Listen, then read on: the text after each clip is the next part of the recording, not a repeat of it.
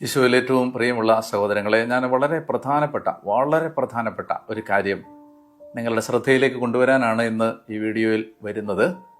നമുക്ക് April 12, 2026 April മാസം 12-ാം തീയതി നമുക്ക് മലയാള വിശ്വാസ സമൂഹത്തെ സംബന്ധിച്ചിടത്തോളം രണ്ട് പ്രധാനപ്പെട്ട തിരുനാളുകളാണ് പൊതു ഞായറാഴ്ചയും ദൈവകരുണയുടെ തിരുനാളും. ഏപ്രിൽ 12 ഞായറാഴ്ച.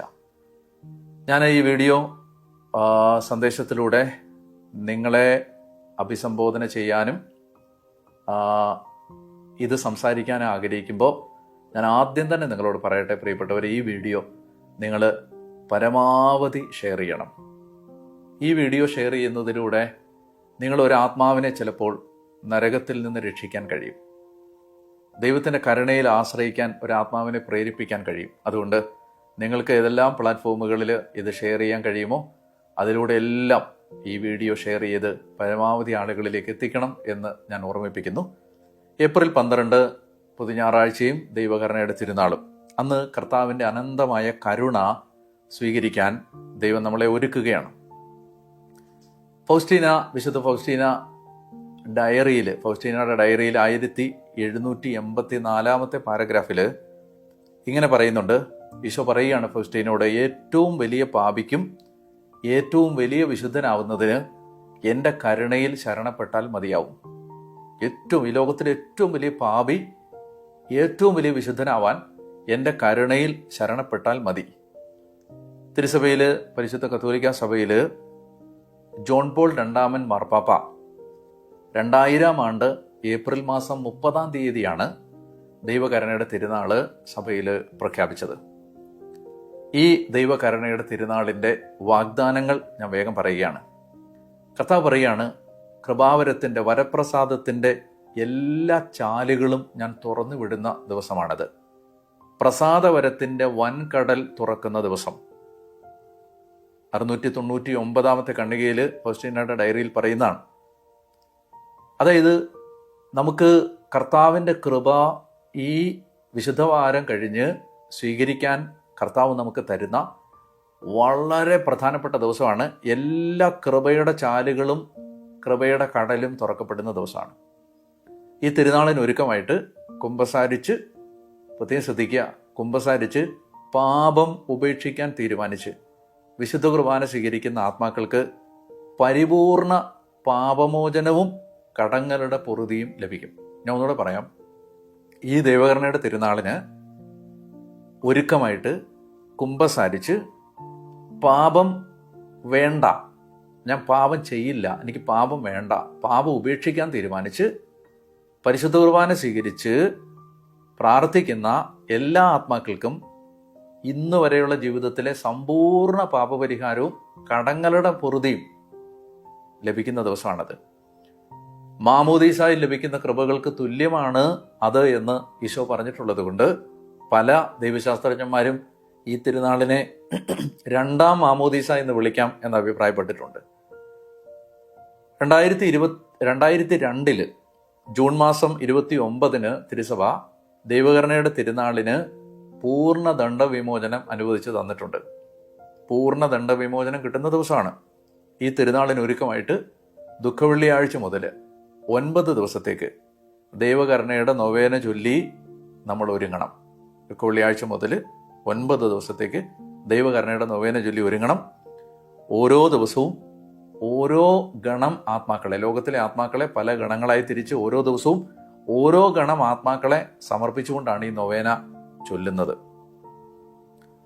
ഈ തിരുനാളിൻ്റെ ഏറ്റവും വലിയ പ്രത്യേകത എന്താണെന്ന് പറയട്ടെ.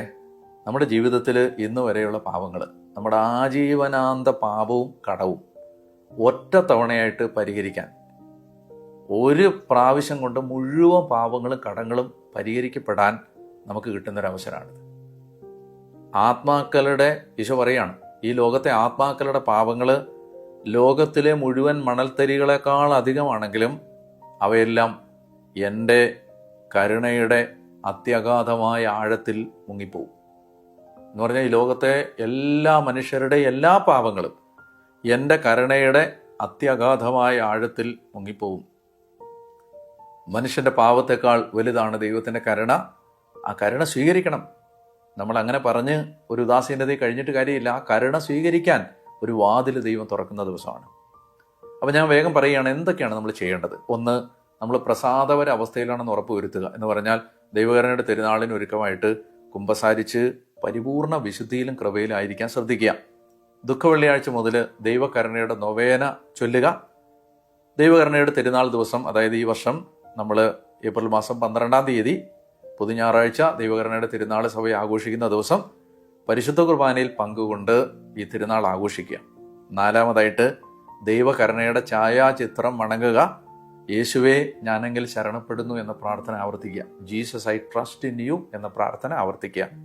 5-മതായിട്ട് മാർപ്പാപ്പയുടെ നിയോഗാർത്ഥം ഒരു സ്വർഗസ്ഥനായ പിതാവേ, ഒരു നന്മ നിറഞ്ഞ മറിയവും ഒരു തൃത്വസ്തുതിയും വിശ്വാസ പ്രമാണവും ചൊല്ലി പൂർണ്ണ ദണ്ഡവിമോചനം പ്രാപിക്കുക.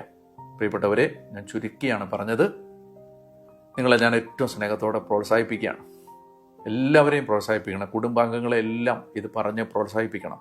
അയൽക്കാരെ, കുടുംബ യൂണിറ്റുകളിലുള്ളവരെ, ഇടവകയിലുള്ളവരെ, ഇടവകയുടെ വാട്സപ്പ് ഗ്രൂപ്പുകളിലെല്ലാം ഈ വീഡിയോ കഴിയുമെങ്കിൽ അയക്കണം. ഇതിപ്പോൾ എൻ്റെ വീഡിയോ തന്നെ അയക്കണമെന്നില്ല. ഈ കാര്യം ആരെങ്കിലും പറയുന്നുണ്ടെങ്കിൽ അവരുടെ വീഡിയോ ഷെയർ ചെയ്തോളുക.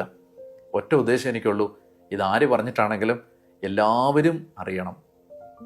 പ്രോത്സാഹിപ്പിക്കണം. വൈദികർ ഇടവകളിൽ പ്രോത്സാഹിപ്പിക്കണം. എടുത്തെടുത്ത് പറഞ്ഞ് ആളുകളെ ഒരുക്കണം. സിസ്റ്റേഴ്സ് എല്ലാ ആളുകളിലേക്ക് എത്തിക്കാൻ ശ്രദ്ധിക്കണം. ദൈവ ശുശ്രൂഷകർ, മിനിസ്ട്രികൾ, ശുശ്രൂഷകൾ എല്ലാവരും ശ്രദ്ധിക്കണം. പ്രിയപ്പെട്ടവരെ, നമുക്ക് 2026 ഏപ്രിൽ 12 ദൈവകരുണയുടെ തിരുനാള് ലോകം മുഴുവനിലുമുള്ള എല്ലാ വിശ്വാസികളും വളരെ ഗൗരവമായിട്ട് എടുത്താൽ ഒരുപാട് പാപമോചനവും കടങ്ങളുടെ പൊറുതിയും ലോകത്ത് കിട്ടും. നമ്മുടെ ജീവിതം മാമോദീസ തൊട്ടിയിൽ നിന്ന് പുറത്തു വരുന്ന ഒരു കുഞ്ഞിനെ പോലെ പൂർണ്ണ വിശുദ്ധിയിലും പൂർണ്ണ നൈർമല്യത്തിലും ഏപ്രിൽ 12 പുറത്തു വരാൻ കഴിയും. ദൈവം നിങ്ങളെ അനുഗ്രഹിക്കട്ടെ. എനിക്ക് വേണ്ടി പ്രാർത്ഥിക്കണം. എല്ലാവർക്കും അനുഗ്രഹീതമായ വിശുദ്ധവാരവും അതുപോലെ തന്നെ ദൈവകരുണയുടെ തിരുനാളും ഞാൻ ആശംസിക്കുന്നു. മാർത്തോമാ ശ്ലീഹ എൻ്റെ കർത്താവേ, എൻ്റെ ദൈവമേ എന്ന് പറഞ്ഞ് വിശ്വാസം ഏറ്റുപറഞ്ഞ് ഈശോയുടെ തിരുമുറിവിലേക്ക് ചെന്ന് അഭയം പ്രാപിച്ച ദിവസം കൂടിയാണ്.